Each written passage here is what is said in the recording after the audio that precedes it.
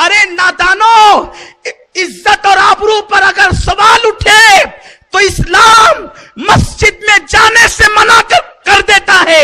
تو جو مذہب آبرو کے تحفظ کے لیے مسجد میں جانے سے منع کرتا ہو، وہ مذہب آبرو کے تحفظ کے لیے ہوٹلوں پہ جانے سے منع نہیں کر سکتا، بازاروں میں جانے سے منع نہیں کر سکتا، پوائنٹ پر جانے سے منع نہیں کر سکتا، تجارت کی منڈیوں میں جانے سے منع نہیں کر سکتا، چوپاٹیوں پہ جانے سے منع نہیں کر سکتا.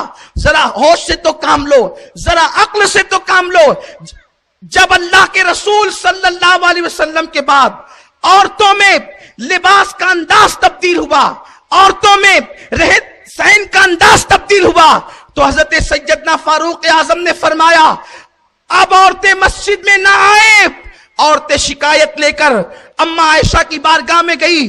ام المومنین وہ اماں عائشہ جس کے بستر پہ قرآن نازل ہوتا ہے، جب وہاں پہنچی تو کہا رسول اللہ کے دور میں تو ہم آتے تھے مسجد میں، عمر منع کرتے ہیں. اماں عائشہ نے کہا کہ اگر حضور علیہ السلام ظاہری زندگی میں زمین کے اوپر موجود ہوتے تو جو فیصلہ عمر کر رہے ہیں وہی آقا بھی کرتے. حضور کے دور میں تم لوگ تقوی کے ساتھ رہتی تھی، تمہارے لباس کا انداز بدلا ہوا تھا، اور آج تمہارا انداز بدل چکا ہے. مجھے بتاؤ، جس دور کو میرے رسول نے خیر القرون کہا تھا، آقا کے وصال کے بعد اگر انداز زندگی بدل جائے تو عورتوں کو مسجد میں آنے سے روک دیا جاتا ہے. آج عورتوں کو کس نے اجازت دی؟ دریا کے کنارے گھوم رہی ہے، ہوٹلوں پہ جا رہی ہے، ہائی وے پہ کھا رہی ہے، جھولے جھول رہی ہے. نادانو، جھولا جھولنا یہ ہمارے لیے ہائی وے پر نہیں ہے، جھولا جھولنا یہ ہمارے لیے جنت میں ہے. اللہ نے قرآن میں بیان کیا کہ وہ لوگ جو دنیا میں ایمان لانے کے بعد نیک عمل کریں گے، تقوی اختیار کریں گے، اللہ انہیں جنت میں جھولے عطا فرمائے گا. وہ جنت میں جھولے جھول رہے ہوں گے، وہ لوگ جنت میں تکیے لگائے ہوئے آرام کر رہے ہوں گے، وہ لوگ جنت کی نہروں سے لطف اندوز ہو رہے ہوں گے، وہ لوگ جنت کی محلوں کا لطف اٹھا رہے ہوں گے.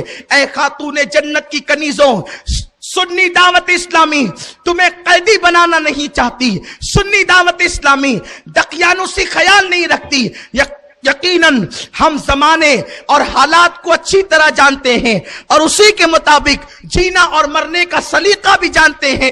لیکن یاد رکھو، عورتیں جب تک کہ گھر میں رہے گی مثل خوشبو کے، جیسے خوشبو شیشی میں رہتی ہے، بوتل میں رہتی ہے تو اور خوشبو محفوظ رہتی ہے، اور جیسے ہی خوشبو بوتل کے باہر نکلتی ہے تو بکھر جاتی ہے.